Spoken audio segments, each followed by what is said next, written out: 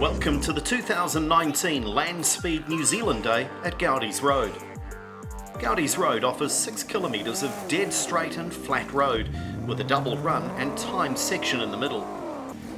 For the speed demons today, that means full throttle and winding the speedo needle off the clock. So it's great that we have the official timing to see how fast these bikes and cars can go. Today we have the New Zealand record-holding 1800 horsepower Nissan GTR, 3 Kawasaki H2Rs, the fastest production bike in the world, to production Mustangs, to the classic belly tank racer, and a historic Salt Flats class record holder. Let's talk to some of today's drivers about their vehicles. A Gail Phillips who run this at Bonneville, which has the 200 mile an hour record, and Muroc has a 200 mile an hour record for its class, and also they took it to Lake in Australia in 2001, and got the class records there of with 2 different motors. Just something that we wanted to do. I've done been to Bonneville many times, geared in them many times, crewing for other cars, and it's just something that we had the chance to buy the car, and that's what we're doing. Yeah, we just need to learn how to drive it. G'day, my name's Shane Dixon. I've got a 02 Hayabusa with a supercharger fitted, so we'll see how she goes. I was on a turbo Hayabusa and ran 339 k's. Yeah. Hi, my name's John Thompson, driving a Mercedes AMG 63S, 650 horsepower. Looking forward to having a blast. The car's carbon fibre and aluminium, 5-link Formula 1 suspension, and it's an F1 edition. I've read 2 stories online about it. One says that it may have a limiter at 186 miles an hour. If it doesn't, there's been a recorded 351. Yep, Stu Goldsworthy. I'm back here again, have another crack. Mint day for it. I've got 2 bikes this year. Got the standard H2R, all standard gearing pretty much. And then I've got the modified H2R from Aussie. Taken the wings off it, geared it up majorly. Changed the drive on the supercharger, lifted the PSI from 15 to 25. Bike should potentially go about 400 k's an hour, but we'll see how we go today with that, and take it from there really. So the 2017 stock standard H2R runs 326 horsepower at the flywheel. The 2015 that I bought in from Aussie, it runs around the 370 horsepower. Yeah, no, I like Goudies Road. You've still got to just be a little bit careful. This one's just a mild straight engine that we're using for setup and testing until the other one's developed, and hopefully it's going to be developed in time to go overseas. It's V860, it's just got a bit more technology in it. Riding the Kawasaki H2R. Last time we were the 2nd fastest bike and 3rd overall. We've managed to put a bit more horsepower into it. Change what type of fuel we're running, taking a few wings off the bike, hopefully go a bit quicker this time. It's fairly flat, it's got a few bumps here to keep your wings up, but just to be able to go upwards of 330, 340 kilometres an hour, there's not many places in New Zealand you can do that, so that's what we love about Goudies Road. First of all, I want to welcome you. You know John Seacombe, and John's organised this whole thing. Everything we do here today is thanks to this dude. Yeah, come on. Mike Wilkins got the running order you can see here, so just keep yourself familiar with that. I want the first group lining up here in the pit lane here, as we'll call it, at 8:45. Mike Wilkins will give us a rundown on how the day's timed runs work. Group A. Group A assembles, goes down the north end, and then they run in the order of your number. Today is about safety first. Any sign of a potential problem, and racers will call their run off. For others, it's about a first speed run in their vehicle and feeling their way as a test day, so top speed isn't necessarily the goal. More so that all aspects of the vehicle are working well, the speed, the measurements and the safety features. Some have plans to test their vehicles' full potential at the Salt Flats in Australia or Bonneville later in the year.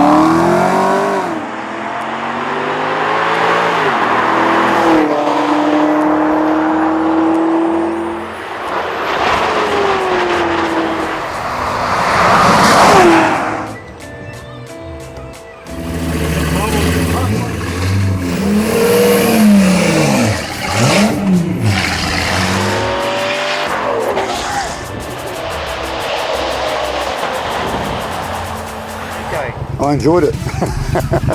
Bit shape, bit wobbly, but yeah, no, it's cool.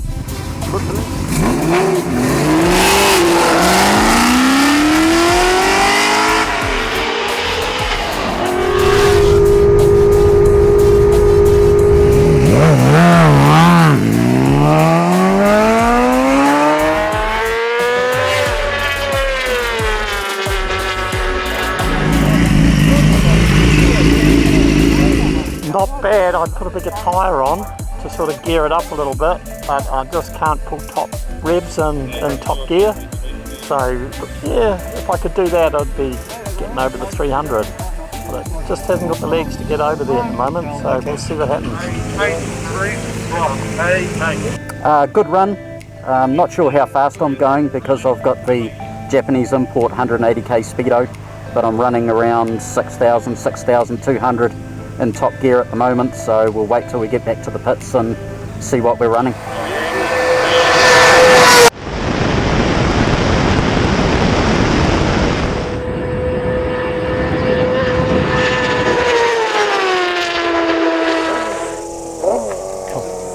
Okay, well, pretty good. A little bit of detonation, which isn't great, so looks like we'll be changing over to race gas. But apart from that, it seems to be going okay.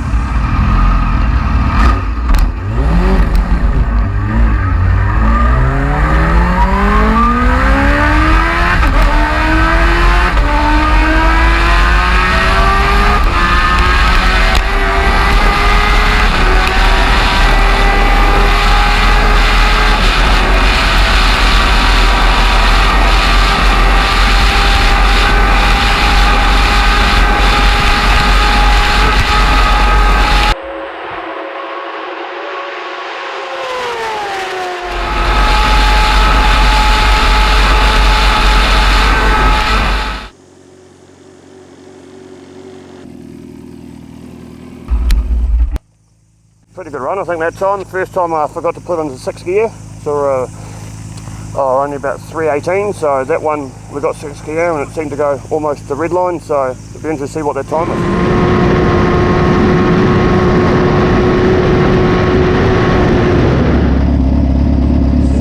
Yeah, good. Got a lot quicker. When I look down on the clock, it said 374. We know the clock's are out about 10%, but nah, more than happy with that run. Yeah. Now let's hear from John Seacombe, the founder of LandSpeed New Zealand. What's happened? My tyres started to laminate. That's a new slick. Shame, so I'm out for the day. Shows you, we'll have tyre technology. We've got to have special road tyres. And then poor old Stu, his front wheel's lifting at 340k, so he's going to look at putting the winglets on his bike maybe. So so both of us are out. It's starting to bulge up into here. Yeah, I can see it, mate. Yeah. Better with the road going tyre, high-speed road tyre. Stuart Goldsworthy has two H2Rs here, a production and a hotted-up model. Going through the speed trap, I ended up backing off. It started to wheel stand at about 350, 340 k's. So probably going to retire the bike. I need to get the wings back on it. It comes out production with the wings on it. I took them off to get a bit more speed out of it, but it's not working for me at the moment. It's lifting the front. So I'm going to quit while I'm ahead and retire the bike. I'm going to go to the Salt next year to Lake Gardner, put the other sprocket on. This is running a 32 sprocket. We're going to run a 30 and it'll gear it to go 430 k's an hour. I'll run it without the wings on it on the Salt. Our main goal is 400 k's on the Salt, and I think it's probably got the 400 in it. Two H2Rs are down. It only leaves Scott Wilkins on his, and he's running pretty well at the moment. But I think he's running about 339 at the moment. So hopefully he can get a little bit more out of it. Let's talk to H2R pilot Scott Wilkins. Yeah, we've set our personal best at 339.9 today, so we're pretty happy with that. Unfortunately, Stu's got even better than us on his H2R. So it's been a good day. It's been nice and calm. So a lot of personal bests out there. Platinum here is probably not going to get any easier to go quicker as the day gets hotter. But we'll give it a go, and we just need to get up to top speed as quick as we can, and maybe be a bit more aggressive off the line. Like 2.5 k's goes pretty quick.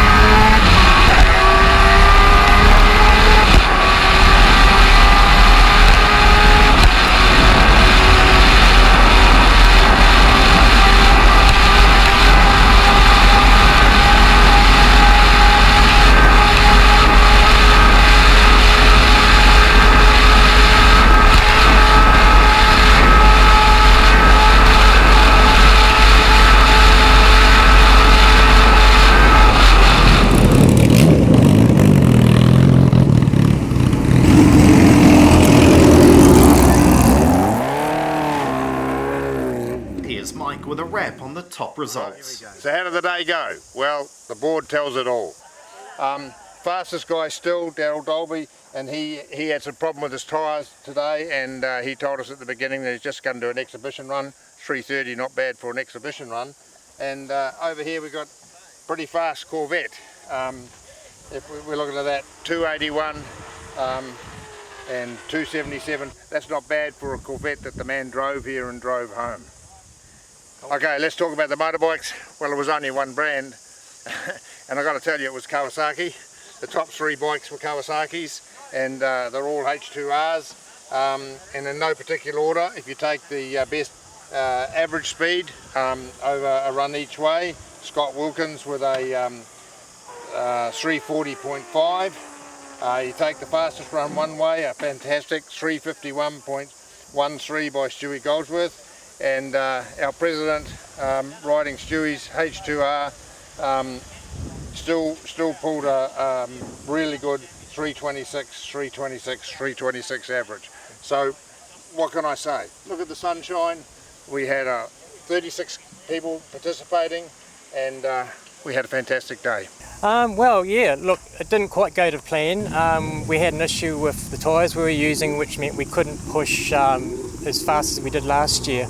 But had an excellent time, and we're always here with excellent people, so very enjoyable and can't wait for the next one. Yeah, name's Glenn Collins, second time at LandSpeed Racing. The car was really well today, Got a best of 281, a little slower than last time.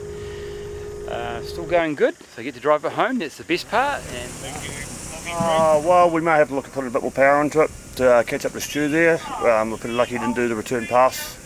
But yeah, maybe supercharger, a bit of work on the supercharger to get a bit more boost out of it and look at streamlining it a bit more. Been a great day today. The weather's been perfect, very low wind. A lot of guys set their personal bests, which shows the road was a pretty good nick. And the day was awesome, so no, it was great to see.